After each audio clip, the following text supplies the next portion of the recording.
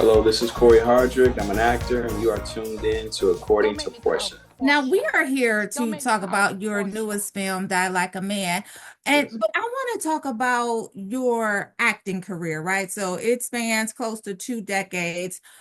Before we get into Die Like a Man, what is something that you now know about acting that you wish you had known before you got started? Wow. I now know that I wish I have known. Yeah. It's going to be a roller coaster. It's just a roller coaster. Yeah, I didn't know. I mean, I really didn't know because when you first starting off, you're like, I'm still excited, but you're so excited. You're so green. You just want to jump out there on the camera. You just want to jump. You want to do everything. You flying around the set. You know what I'm saying? And like right now, when I look back at that time, I wish I would have known kind of like the ups and downs, just the ups and downs. But let me take that back. Really not the downs of it, just the journey of it all. You Yeah. know what I'm saying? Because one moment you can think like, okay, you're working and you have these great roles, and then next thing you know, it can be radio silent. You're like, wait, that's not what I thought was going. That's not what I envisioned, right? Yeah. So you got to always keep your faith, keep your positive spirit through it all, and know that what God has for you is for you, and it will happen in His divine time. And I that's what I wish I would have known back then. And yeah, I'm still excited. So What God has for you is for you, and it will happen in divine timing. yes, Great advice. So let's talk about Die Like a Man, out April 25th. You yeah. into a powerful villainous role, right? What is your process for humanizing such a character who walks that tightrope between menace and mentorship? I would say I get all my character development from just how I grow up and what I observe in the environment. Like I watch characters like this, they exist in your community all day. Mhm. And I said, what's a better way than to get it from the authenticity of your community, your environment? And I always try to play a character if it's like a villain that it reminds that person who's watching the project of their uncle, their father, right? Granddaddy. I go there, like, what is it going to remind them of somebody that they know? And if Mhm. I can get that, and I feel like I make them like universal, so whatever can make that person connect, I feel like one of those elements, I got them like hooked in. So that's where I pull all my motivation from for roles. I got to Mhm. make it true and honest I to love it. my people, to Black people first. Like I Culturally. make sure I talk to us first, and Mhm. the world catches on to us always. So that's how I do my characters. Now, you also play heroes, heartbreakers. Of course, in this role, you're playing a villain. Which type of role challenges you the most, and which one feels most authentic to you?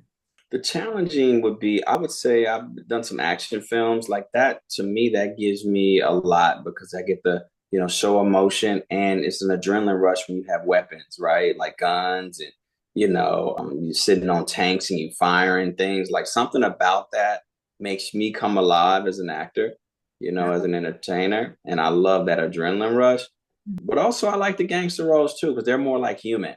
You're right. They know how to play a gangster well. I'm not one by no means, but I know what I'm saying. I got a little gangster in me though. You know what I'm saying? Yes, I see it.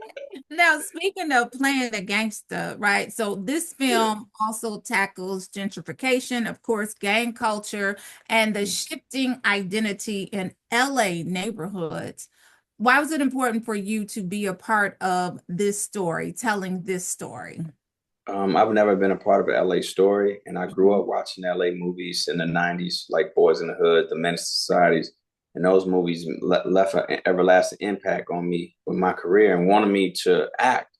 So I felt like this film had those similar elements. My filmmaker Eric Nazarian, he came up under John Singleton at USC because that's where they went to film school. My buddy Tommy Oliver produced it. He connected me to Eric, so I felt like, yeah, I felt like this is a movie that I could bring my upbringing from where I grew up in Chicago to this environment in LA, and Mhm. just have some fun as well without cheating the culture and without cheating LA. I feel like I want to represent LA. I never had a chance to represent LA in a feature film, and that was like one of the main things.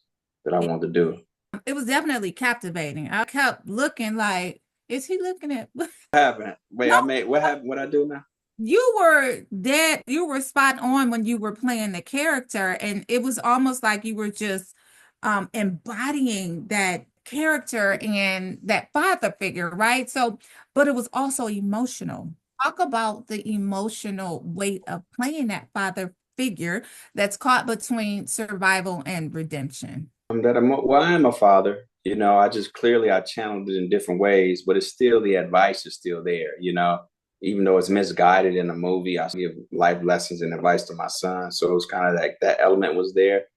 But in the movie, the character Solo, it brought more of a danger, like a danger. Every time I spoke to him, you felt some form of danger. Like, I see what he's trying to do to him, but you still didn't trust this character. You know what I'm saying? Right. You still didn't trust Solo because all the Yeah. information was misguided. And it's kind of like he wanted to get what he wanted out of it, which was power, control, respect, and just Right. people, that authoritative figure, people looking up to him is what he lives for. That's why he's Solo. He lives for that. That's what makes him come alive of just having all the power. Okay. Love that. I want to talk about you portraying the layered black man, right? So we've seen you in Lincoln Heights. We've seen you um, play a stellar performance in Divorce in the Black. Listen, you've consistently played that layered black man. What does legacy mean to you as a black actor in Hollywood today? I would say legacy means to me is just going after your dreams and making your mark on it and following your heart. And I want to do movies and I want to leave a legacy of timeless work behind when I'm done with this. I want to make sure my work is timeless, Yeah. and that remember it. It's all about being memorable, and I want my legacy to be memorable and say he made an impact, he gave back, he was of service to the community, he helped lift someone up. It's all about lifting someone up too when you get to that place, and I'm still climbing to get there, but I want to help the next generation and just pull up the next, brother or sister as well and help them pursue their dreams. That's Mm-hmm. what legacy is about for me. But I do feel I'm one of the greatest actors in the world, and the world just ain't caught on yet. But that's what No, I no, feel. let me tell you something. The world has caught on. Like we Uh, know it, right? So yeah, I feel that. I do. I feel that in my soul, and I say that, like I said, I say that with no like arrogance or anything like that. I just believe in my abilities, and I'm confident in my work that I can be. Oh, I am one of the greatest. I you feel. are. I wholeheartedly agree. Now, speaking of legacy and pulling people up, let's talk about being a producer. So, if you had a dream cast and unlimited budget, what kind of Ooh, do you see yourself making? And who's all on that call sheet? you want to put you on the call sheet? Wow, it's so many wonderful, incredible actors out in this world. Wow, if I had a dream cast, I love, oh man, you make this tough because it's so many. I'm so many. I'm fans of so many. But I would say I would start at, I love Christopher Nolan, like filmmaker wise. I love Christopher Nolan. I love Antoine Fuqua. I love Ryan Coogler, like all these filmmakers. So I will put those three in a pot right Mhm. there. Those are my favorite filmmakers. And I would say the cast would be Jamie Foxx, Leonardo DiCaprio. I would say Zoe Saldana.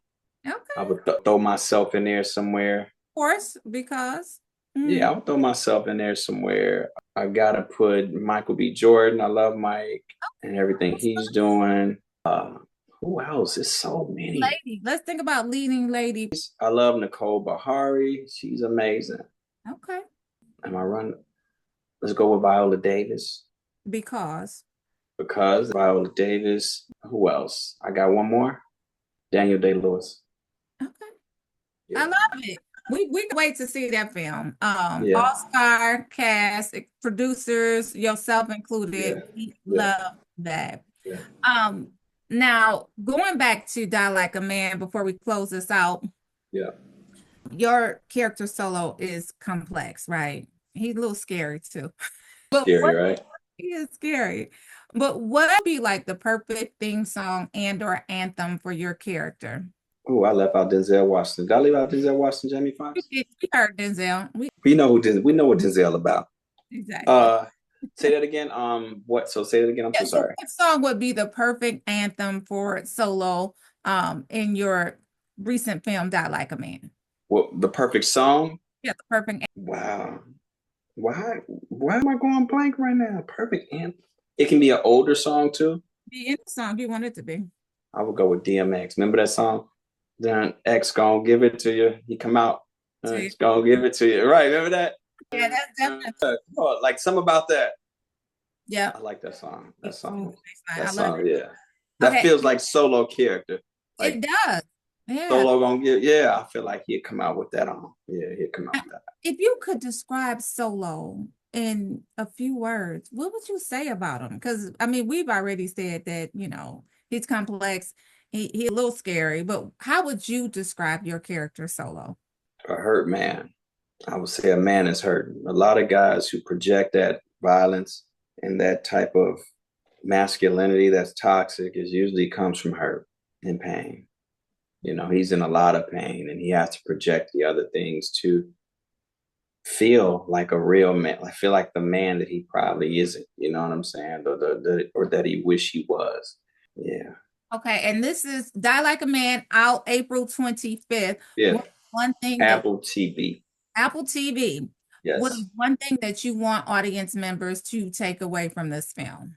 I want them to have a good time. I want them to watch the movie, know that it's art, it's entertaining, but also you can get some messages from it as well on how to, navigate your life and life's choices that you make and what could, just that split second of a decision can determine the outcome of your life, and listen to your mom, moms know best. And, find a good support system in your life. Never be afraid to tell your brother, your sister that you love them, because a lot of times it comes from lack of, telling someone that and just giving them a simple hug, because that hug changed someone's life around, because that's all they really needed the whole time, someone to talk to. Cory, last question, fun question for you. Yes. Yeah. Tell something that fans do not know about you that might be surprising, a hobby, a talent, binge-worthy, guilty pleasure, something like that. That they don't know about me, fans that they don't know about me.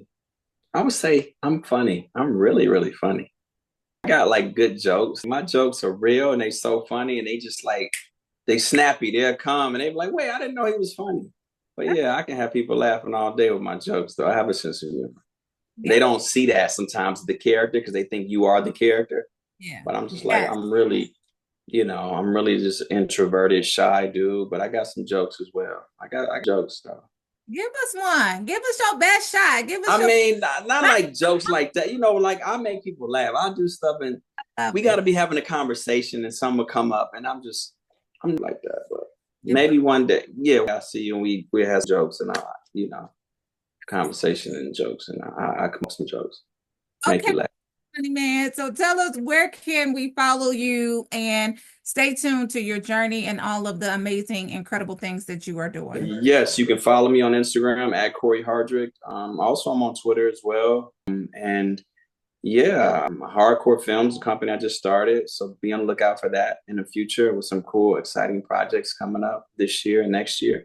And yeah, I love y'all and I appreciate the love you show me. And I'm going to continue doing my best and keep giving that love back to you.